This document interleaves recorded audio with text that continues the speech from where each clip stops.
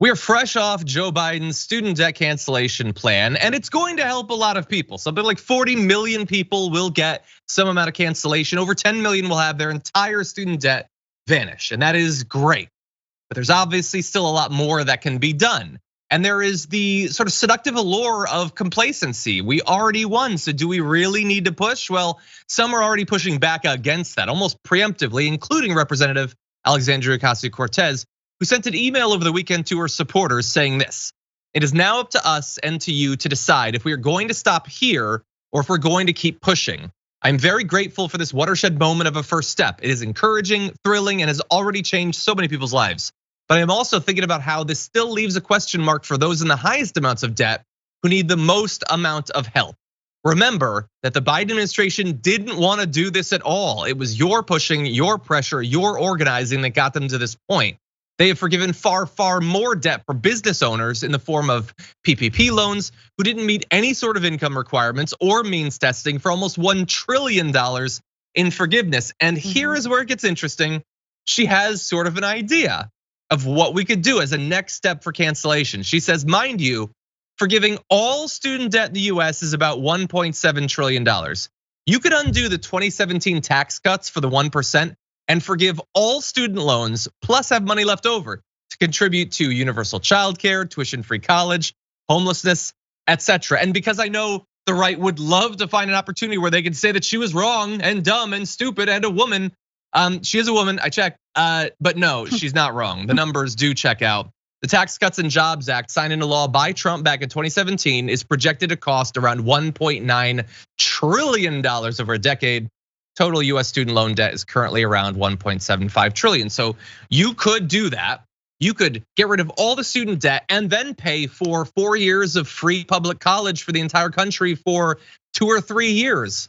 What a deal. And all you lose is tax cuts that went to the richest people in the history of people.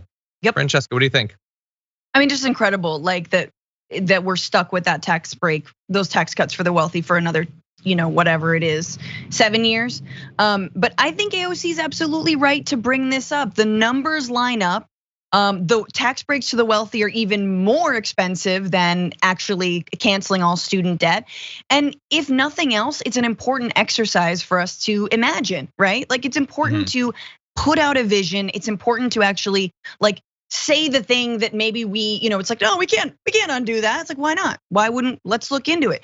And let me just say, one of the things that was in that $1.9 trillion tax break for the wealthy was the ability between 2017 and 2026 to write off the whole cost of a private jet.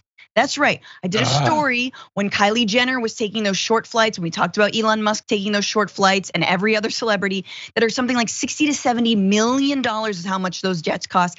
They are completely like tax free. Like you can write them off your taxes completely. Yeah. And that's insane. And that was deliberately written into that 2017 tax break for the wealthy. So not only is it costing us in terms of our taxpayer money and our tax base, but it's also costing us in terms of like carbon emission and the future of the planet in so many ways. You could argue that rescinding that tax break wouldn't just help, let's say, students, but it would help all of us. The less wealth hoarding you have in this country and around the world, the better things are for the planet, for democracy, for the economy generally, for our own survival. Like you could argue you're giving this break to the worst people, the people who obviously deserve it the least. Yeah, 100%. You're being a little bit unfair when you pitch it as the tax break loophole on the jets for rich people. I mean, if a student bought a private jet, they would be able to write it off too. So it's equitable in that way. It applies to literally everyone. Anyone can buy one. But yeah, 100%. And again, like all of the tiers, and we're gonna spotlight some in just a moment, about like a couple $100 billion in cancellation. It was $1.9 trillion out the door. People didn't want it. It's not popular. It's obviously not helping the economy.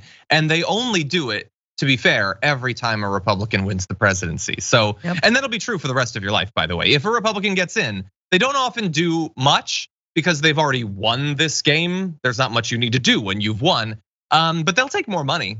They will take more money, and I mean literally, not just figuratively. They will take more money from you and from the government. So get ready for that. But yeah, no, I would love to see some next steps, including things like there's all this great stuff beyond just the cancellation, like the fact that now after 10 years of payments, if you have below $12,000 of original debt, it wipes out the rest, that sort of thing. What I would say is, why is that $12,000? If it's 12,000, could it not be 15,000? Yeah. Could it not be 20,000 or 30,000? I mean, then you're still locking people into 10 years of debt payment. And then maybe we get rid of it. Could we debate where exactly that line should be? I think that we can do that as a country.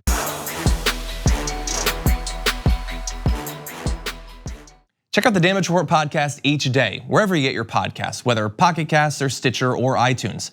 You can join me as I give you the news and stories you want, with a range of co-hosts and interview guests jumping in on the fun each day. Again, that's the Damage Report, wherever you get your podcasts. And if you get them at iTunes, don't forget to rate and review. Sometimes I'll read them live on the show.